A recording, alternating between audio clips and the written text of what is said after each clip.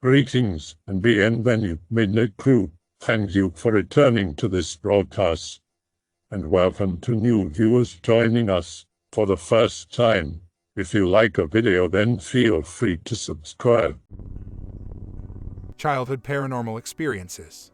From breathing underwater to floating down the stairs to having people on the TV talk directly to you, what are some of your unexplainable experiences from when you were a kid? I personally only remember being able to see through my eyelids for a while at around the age of 4, but I usually chalk this up to me dreaming or having a powerful imagination, but it could be deeper than that. When I was 13 or 14, I would work summers on my grandparents' farm. One night around 9 or 10, I was laying in bed, not asleep yet, and saw light outside the window. I got up to look, and there were about a dozen orbs the size of baseballs or softballs, glowing a gentle, cold blue-white. They floated along, eventually fading out and new ones fading in. I didn't have a smartphone at the time to get pictures, video, or I would have. And it didn't stop while I looked. I was at the window for maybe 5 minutes, and it just kept going until I went to sleep. Another time I was walking down a country road with 2 friends, maybe midnight or so, when we all saw a white flash. Not harsh or painful, but total white that encompassed our vision for a fraction of a second.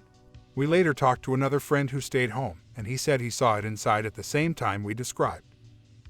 I can confirm those flashes, not as a kid but as a teenager, and as recently as a year or so ago I have experienced the same sensations maybe a dozen times or so. It seems like a photo flash, but as you said, less harsh or unpleasant. But not coming from one distinct direction, more like coming from within or a slight shift of whatever. My initial instinct always kicks in if something unusual or odd happened just yet. You could maybe argue some sort of visual or brain malfunction. But 3 people experiencing it at the same time, and 1 person was far away. This is the first time another one brings it up. Thank you for that. My best guess is some sort of fluctuation in the Earth's magnetic field that somehow plays a trick on you, or even some sort of gravity wave. My mom saw the balls of light too on her mom's farm when she was a little girl. Stories of those balls of light are common in the rural southern U.S. My mom saw the balls of light too on her mom's farm when she was a little girl. Stories of those balls of light are common in the rural southern U.S.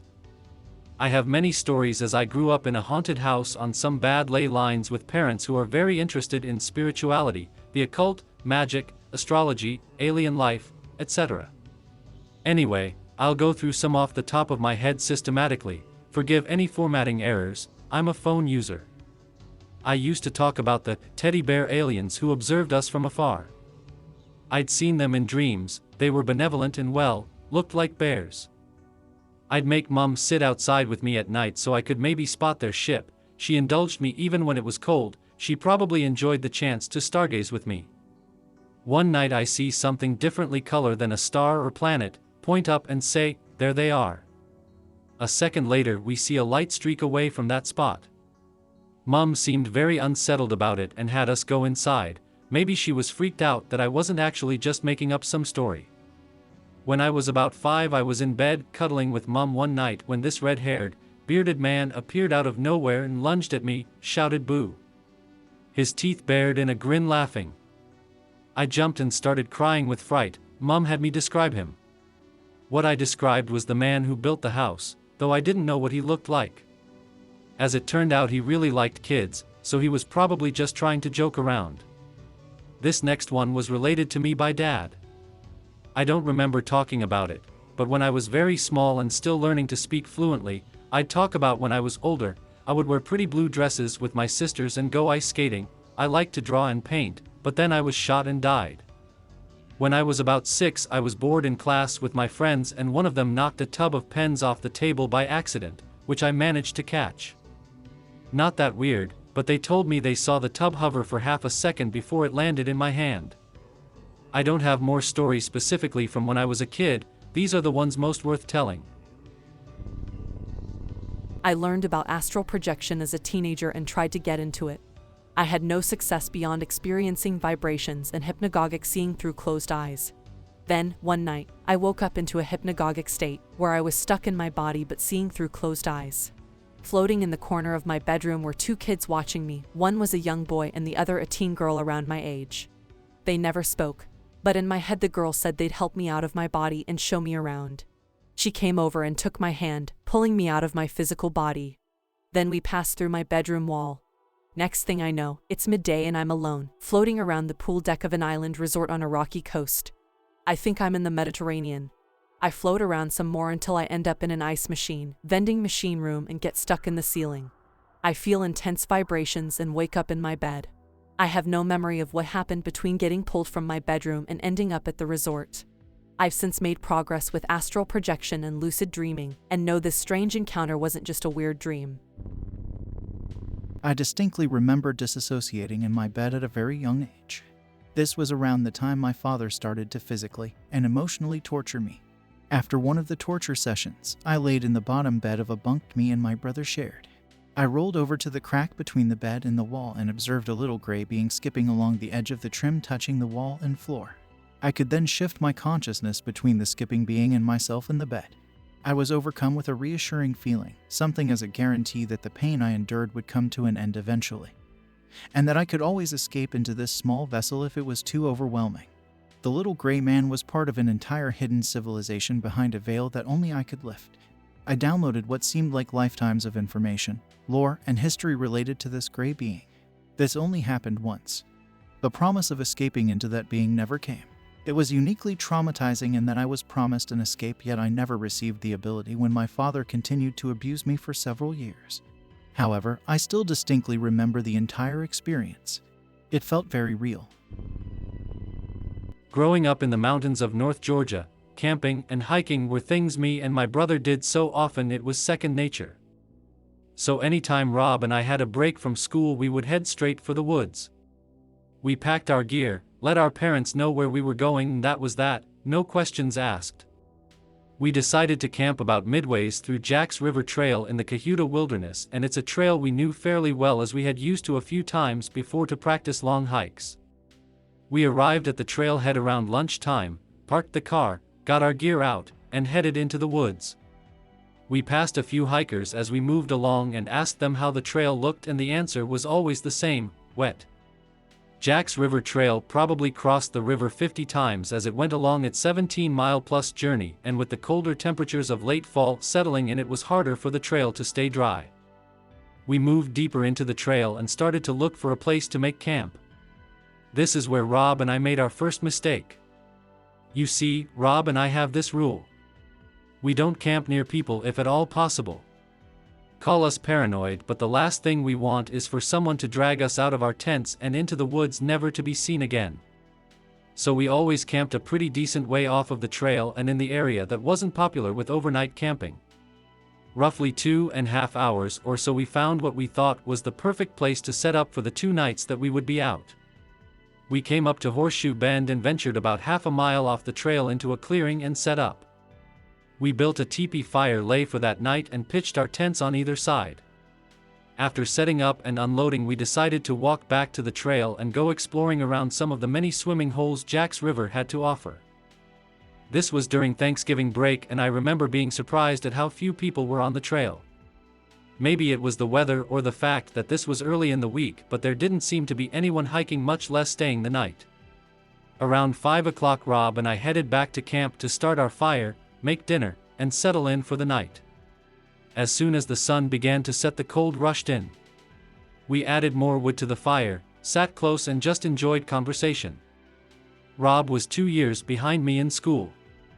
I was a senior and he was a sophomore, but growing up we had always been close.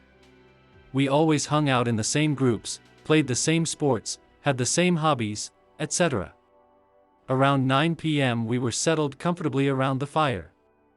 I had just texted our mom to let her know we were safe and getting ready for bed, and I remember we were talking about dreading going to our grandparents' house for Thanksgiving and having the same awkward conversations we had each year with family we only saw on holidays when things started to get strange. We were no stranger to sounds in the woods, and these woods were full of animals, from deer to black bears and even the random wild boar. If you are in the woods enough, you learn to distinguish certain sounds, and what we were hearing I can only chalk up to as odd. What Ryan and I heard was what sounded like someone sneaking around slowly just out of eyesight. With an animal walking on 4 legs, you hear a tighter group of steps, but what we were hearing sounds very distinct to what a human sounds like when walking slowly or trying to move without making much sound. I remember we both pulled out our flashlights and showed it in the direction we felt the sounds were coming from, but that is what was so weird. Whenever we would fix our lights on a spot, we thought the sound coming from the location of the sound would suddenly change. It was as if there were multiple people walking around us. That's when the whistling started. At first I thought it was the wind, and I remember thinking maybe the wind is just throwing leaves around and what we are hearing is nothing but the wilderness around us. Rob looked at me and asked if I was hearing that. I didn't answer and was trying to focus hard on each individual sound. 2 consecutive notes with roughly a 3 to 4 second gap, and then 2 more consecutive notes.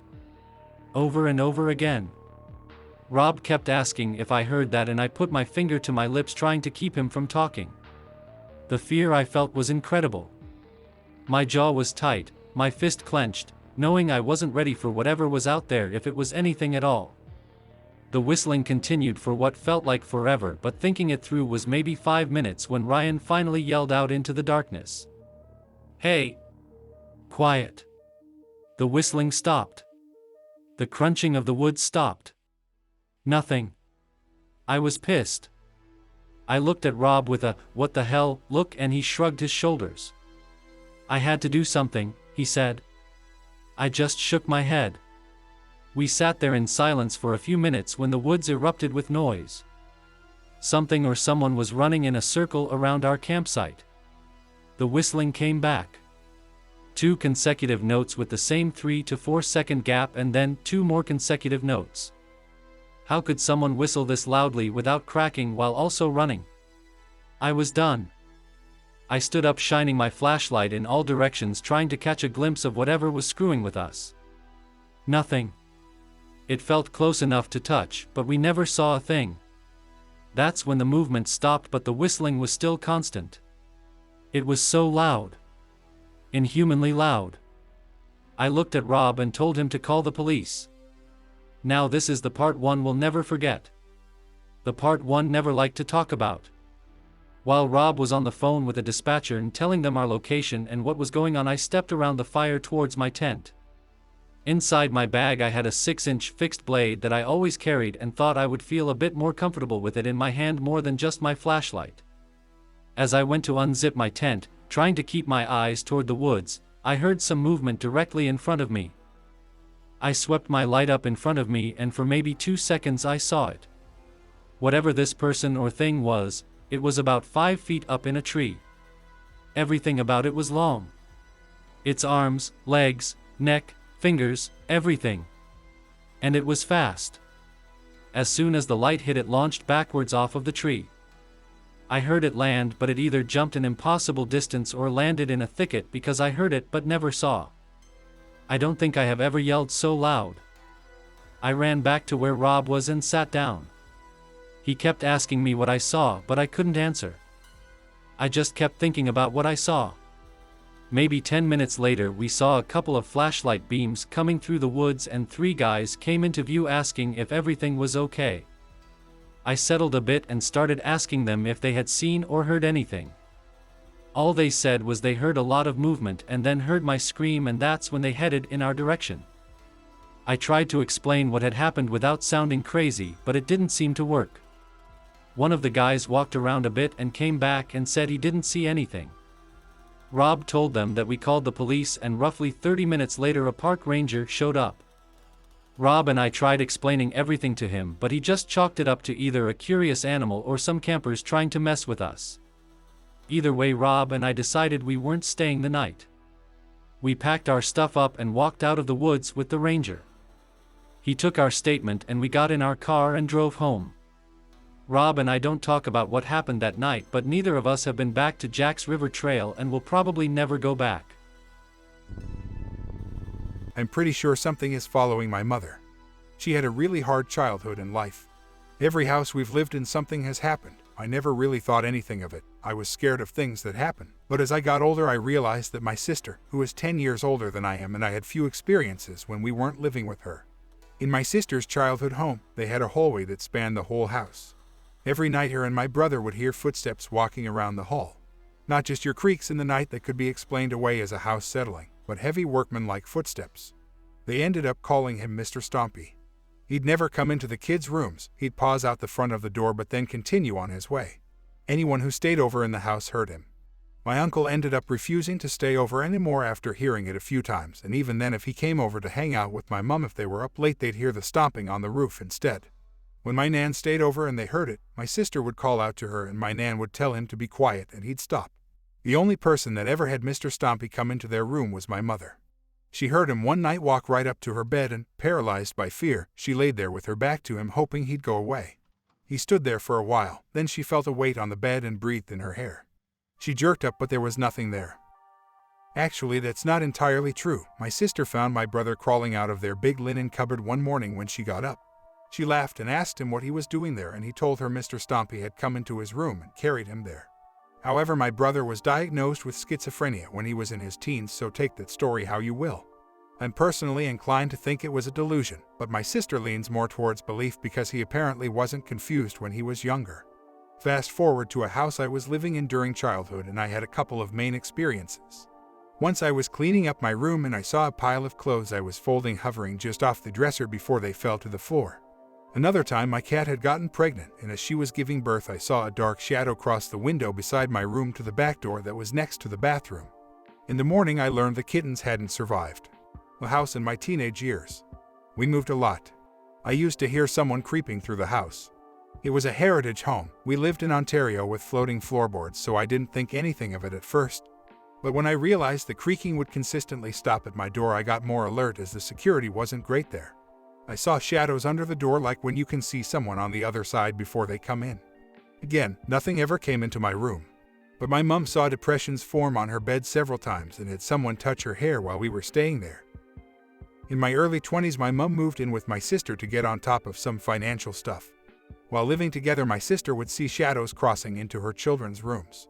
Thinking it was her husband or my mom, she'd get up to check everything was okay. There was never anybody in the room and the children would be sound asleep. I saw one twice as well when I stayed there for a while over my university break. Again, you'd hear someone creeping through the hallway at night. This house was linoleum on concrete and having babies to look after would draw your attention immediately.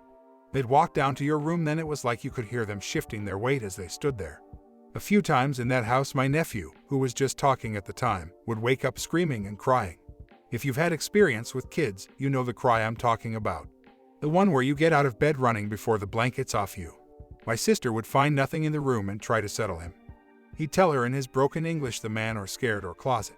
She had to show him the closet was empty before he'd start to settle.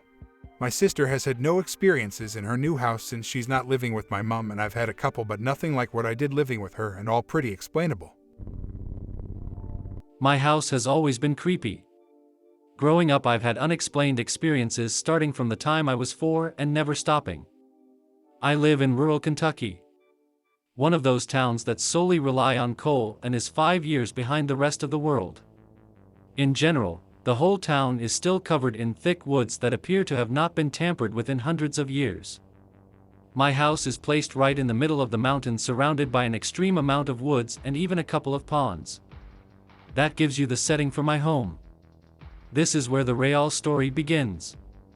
Growing up, I was never allowed to watch shows such as Ghost Hunters or even movies such as The Exorcist in my house because of the weird activity which goes on here. I'd experienced it from an extremely young age, and my mom, who has lived in this house her whole life, had also. However, one night my family made an exception and we all watched a documentary about Waverly Hills together. At that age, I still slept in the room with my mom due to me being afraid of sleeping in this house. That night I woke up at 3 a.m. to the feeling of something watching me. I felt extremely uneasy. I rolled over to look around the room and my eyes locked onto something standing beside my mom. It was extremely tall but looked as if it had a broken back and couldn't stand up completely. It was slouched over and had extremely pale skin and bones sticking out under the skin everywhere due to how skinny it was. It had long claws hanging from both hands. Its face was sunken in and its eyes were completely black holes. A few greasy hairs were visible on its head. It had no clothes but also no genitals or nipples. I was horrified. I rolled over and covered myself up head to toe with the cover. I refused to move or look out the rest of the night even though I was fully awake. Eventually, my mom finally woke up that morning. She immediately started complaining of her side hurting. She raised her shirt to look and found huge claw marks down her side. It was 3 deep wounds which were extremely inflamed and still bleeding.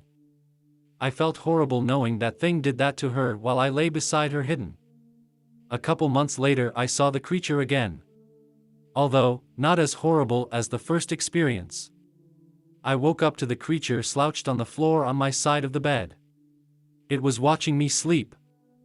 I covered myself up again immediately, but this time got the courage to peek out and found it still looking at me.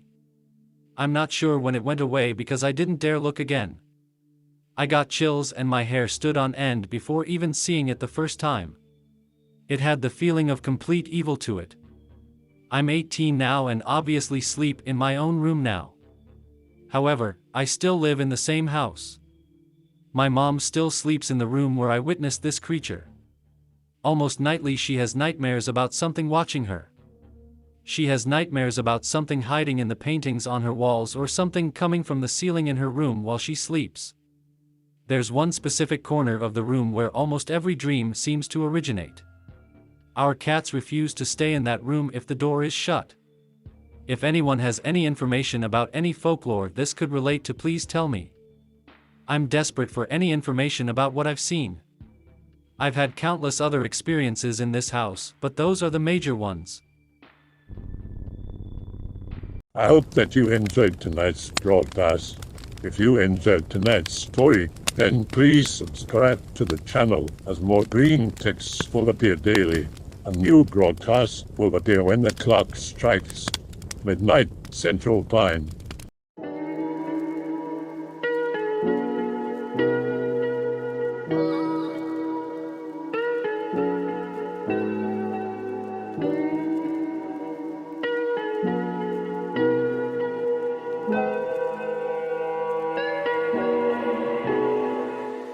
Remember to check out the Odyssey page in the description for a second archive of the channel's videos.